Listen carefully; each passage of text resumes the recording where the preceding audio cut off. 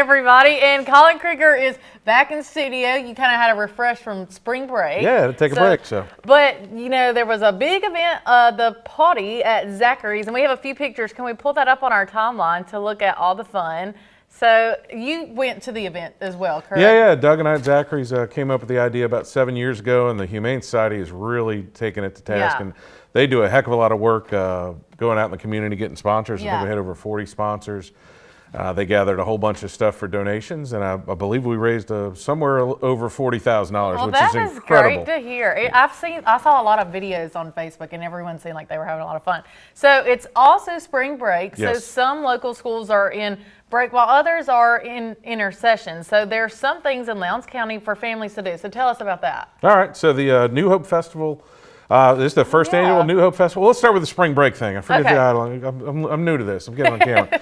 So the Columbus Rec Department all next week has stuff going on at the park, Scott Park and Probst Park. That way the kids have something to do every day. Okay, so to keep them busy. Yeah, keep them busy. Throw them out there, let them play outdoors while the weather's nice. It's a good thing because now a lot of the kids have 2 weeks off or 1 week off. And anybody can go to any of the events. I believe there's events on Monday, Tuesday, Thursday, and Friday. Perfect. And then West Point is looking at Ladies in the Blues. So tell us about what's going on in West Point. All right. So the Black Prairie Blues Museum is over there in West Point. I believe the event's on Sunday. They're honoring women's music. The Mississippi State Opera, so they're sending some of their students over there. Yes. And they're going to have other musicians. And the best part is, again, it's free. Yeah. Like, super cool event to get to go to at the Black Prairie Museum. I think it's Sunday evening. Yeah. So. And if you've never been there, I've been there before for a few stories. It is really a great place, and a lot of local artists will bring it. It's just cool to see the artistic work within our own communities. I'm not very Whenever I go hang out there, I feel cool. Like, I literally feel cool. It's a cool vibe. I really like it. It's neat. Okay, so let's go back to there's a big event in New Hope, and it's our first event, correct? I'm super excited about this. So there's a group of folks out there called New Hope Strong that have been building something.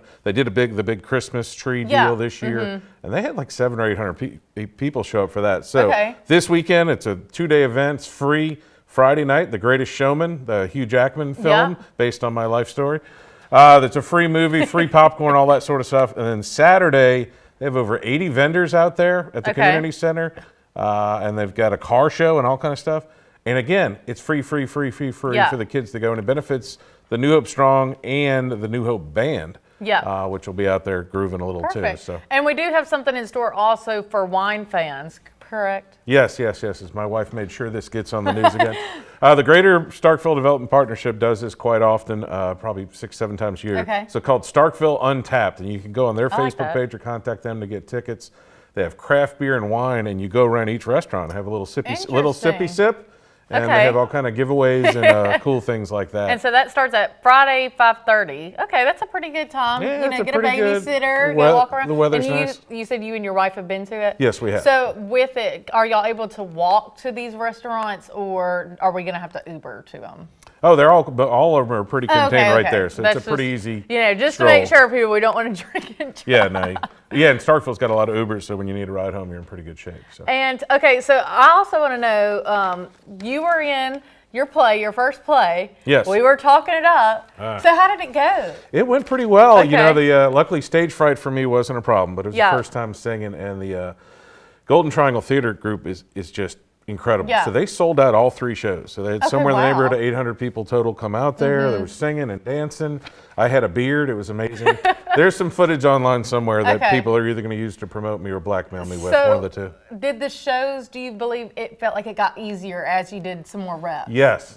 First night was nerves. Second night felt like you were at work. And the third night was like, well, I better nail this because this is my last chance to do it. And then dang, it's done already. Yeah, you blink of an eye and you just got to go on to the next thing. And they're doing the Starkville Theater Group has a play, and then there's a big production at Mississippi State for Pippin. So we'll be seeing you in those. Yeah, we'll be talking. Okay. All right. Well, you can follow Colin on Facebook for more good news around the area, and you can let him know if there's an event in your area. So we'll be right back after the break.